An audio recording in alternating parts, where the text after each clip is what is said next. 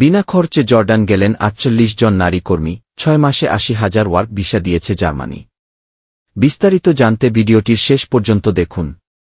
বিনা খরচে মধ্যপ্রাচ্যের দেশ জর্ডান গেছেন ৪৮ জন নারী কর্মী। সোমবার তারা সরকারি সংস্থা বোয়েসেলের Bangladesh overseas employment and services লিস মাধ্যমে জর্ডানে যান। হযরত শাহ জালাল আন্তর্জাতিক বিমান বন্দরে প্রবাসী কল্যাণ ও বৈদেশিক কর্মসংস্থান প্রতিমন্ত্রী শফিকুর রহমান চৌধুরী নারীকর্মীদের বিদায় জানান। বিমানবন্দরে নারীকর্মীদের উদ্দেশ্যে প্রবাসী কল্যাণ ও বৈদেশিক কর্মসংস্থান প্রতিমন্ত্রী বলেন, আপনাদের কর্মকাণ্ড দিয়ে দেশের ভাবমূর্তি আরও উজ্জ্বল হবে। আপনারা একজন দেশের প্রতিনিধি, বাংলাদেশের অ্যাম্বাসেডর। তিনি আরও বলেন, আপনাদের কাজ, চলাফেরা, ব্যবহারে দেশের সুনাম বৃদ্ধি পাবে। আশা করি আপনারা আপনাদের পরিবারের আর্থিক উন্নতির জন্য কাজ করবেন। বৈধ পথে আপনাদের অর্জিত রেমিট্যান্স দেশে পাঠাবেন, যা আপনাদের পরিবার ও দেশের উন্নয়নে কাজ লাগবে।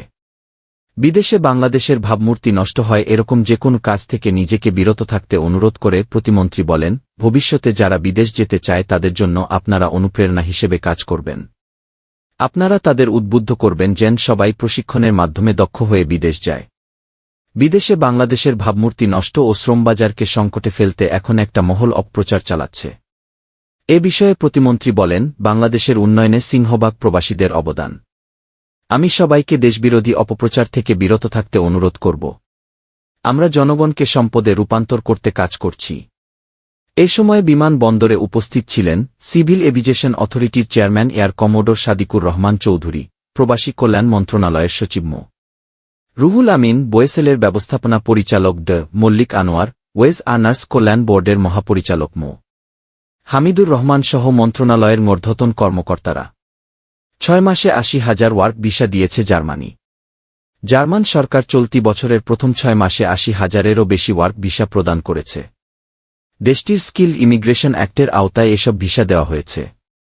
জার্মানির শ্রমখাতে চলমান কর্মী সংকট কাটানোর লক্ষ্যে বিদেশি দক্ষ শ্রমিকদের দেশটিতে প্রবেশের সুযোগ প্রদানের অংশ হিসেবে ওই আইনটি প্রণয়ন করা হয়। পরিসংখ্যান বলছে, এই ৮০,০০০ ভিসার অর্ধেক, অর্থাৎ ৪০,০০০ দক্ষ শ্রমিকদের দেওয়া হয়েছে। এই সংখ্যা গত বছরের একই সময়ের তুলনায় ৩,০০০ বেশি।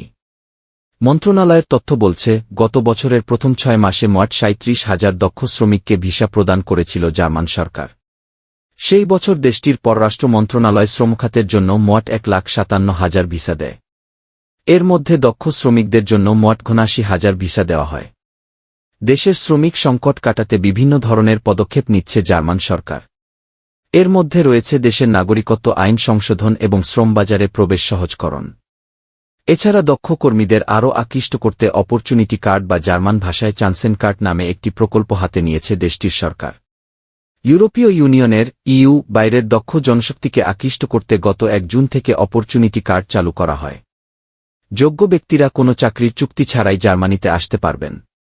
চাকরি খুঁজে নেয়ার জন্য তাদের হাতে ১ বছর সময় থাকবে।